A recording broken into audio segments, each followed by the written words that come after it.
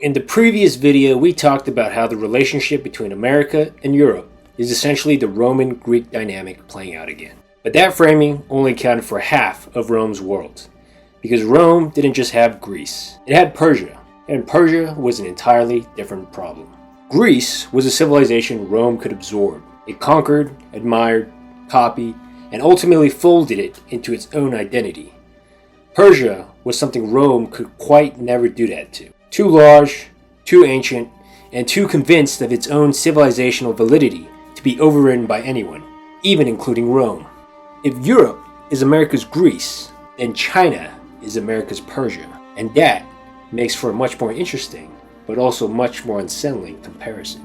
Rome and Persia were the two superpowers of the ancient world for the better part of 7 centuries. And what's remarkable about the relationship is how different it was from Rome's relationship with anyone else. Rome conquered the Greeks, absorbed the Gauls, pacified the Germanic tribes, but Persia was never conquered. The Parthians destroyed a Roman army at Carrhae in 53 BC, one of Rome's worst military defeats. Later on, the Sassanid Persians captured a Roman emperor. An actual Roman emperor, Valerian, was taken prisoner in battle. What developed instead was something rarer in ancient history than outright conquest. A genuine peer rivalry. Two civilizations that recognized each other as operating at the same level, even while finding each other largely incomprehensible. Persia was ancient, where Rome was new. Bureaucratically sophisticated, where Rome was militarily dominant. Culturally self-contained in a way that resisted Roman absorption. They fought constantly. The eastern frontier was never truly settled, and yet trade flowed, silk and spices moving westward, Roman gold moving eastward. They exchanged ambassadors. They occasionally cooperated against common enemies. The hostility was there, but so was a kind of grudging acknowledgement that the other wasn't going anywhere. And now we move on to the modern world. China is the only country on Earth that presents the United States with a structurally similar problem. Every other major rival America has faced thus far was either eventually defeated, absorbed into the American-led order, or collapsed under its own contradictions. China is different. The difference is not just in terms of economic or military terms. It's civilizational. China is ancient, where America is new. It has a continuous civilizational identity stretching back thousands of years. It does not particularly want to become more like America. It is not waiting to be liberalized, democratized, or absorbed into a Western cultural framework.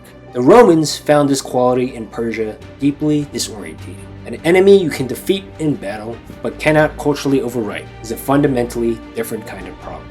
And now America is finding the same problem. Let's consider the structural similarities.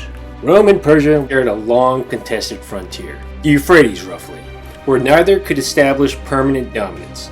They fought over buffer states, client kingdoms changed hands, the frontier was expensive, unstable, and never resolved. America and China shared the South China Sea and the Taiwan Strait. Buffer states, Taiwan, South Korea, the Southeast Asian nations, navigate carefully between the two. The frontier is once again expensive, unstable, and unresolved. Rome and Persia were economically entangled despite their rivalry. The Silk Road ran through Persia. Roman consumers wanted Persian and Central Asian goods, and Persian rulers wanted Roman gold. The hostility coexisted with trade dependency in a way that neither side found entirely comfortable. America and China are the most economically entangled rivals in history.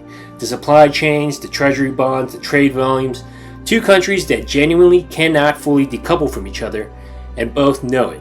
Rome and Persia eventually developed a diplomatic language for managing their rivalry. Embassies, treaties, recognized spheres of influence. It didn't end the competition, but it produced a framework sophisticated enough to prevent the rivalry from becoming purely destructive. And America and China are still working on that part. Now, Persia never threatened to surpass Rome economically or militarily. Their rivalry was about frontier dominance, not global primacy. China's challenge to America, on the other hand, is potentially more total than anything Persia posed to Rome. If China surpasses the United States economically, which remains genuinely contested, the dynamic shifts from pure rivalry to something Rome never quite had to face with Persia. Now, the other difference is speed.